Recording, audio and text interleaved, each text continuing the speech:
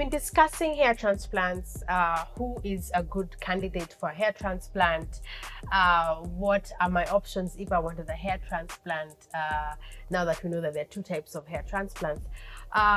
Now I'd like us to understand, if you are seated there and you're watching this video and you'd like to understand, okay, I've made up my mind, I think a hair transplant is for me. What does that look like from beginning all the way to the end? What should I expect the moment I step into your clinic all the way to, hey, procedure has been done, I'm going home to try and figure out how to heal from the process? Take me through that. On the day of the procedure, when assuming that you came to the clinic, we went through the whole consultation process, we did a diagnosis, we were happy with the issue and agreed that you qualify to do hair transplant.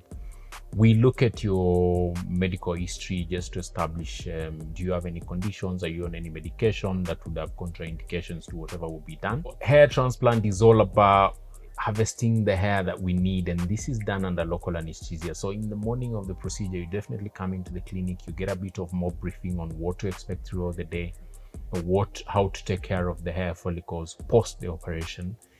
And then what we do is that we shave the donor area, assuming that the donor area is the back of your scalp. We shave that very clean. But before that, we map the area, like which area are we working on. We map it out nicely and we prioritize the zones that would want to get prioritization of placement of follicles. Then we go to the donor area, we shave that area properly, we numb that particular part, and then we start the harvesting process, which will take probably 2 to 3 hours, depending with how big your hair transplant is or the number of grafts that you need.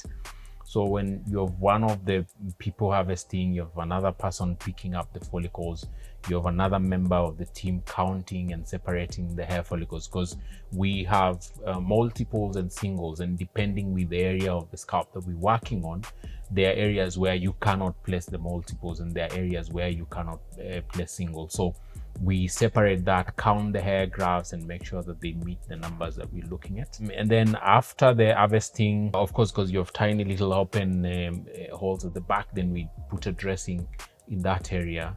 And assuming we are working on the hairline, for instance, we numb that front area, then we make incisions, tiny incisions, where then after that we come planting in the hair follicles or arranging the hair follicles. When arranging the hair follicles, there are critical things like the angulation.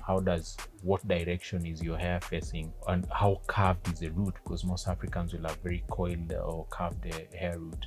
So there's a way that if you place the hair, then it will grow wrongly, or it will grow facing the wrong direction, or just coil about and be sparse. But if you allow it to lie in the natural way, then you get fantastic results. Wow, and that's all things that you consider when you're actually doing the transplant. Correct. When you're doing the transplant, it's a labor intensive, and you cannot afford to be lazy when you're looking at how do you place the follicles, how do you even make the incisions, because there's a lot of angulations involved.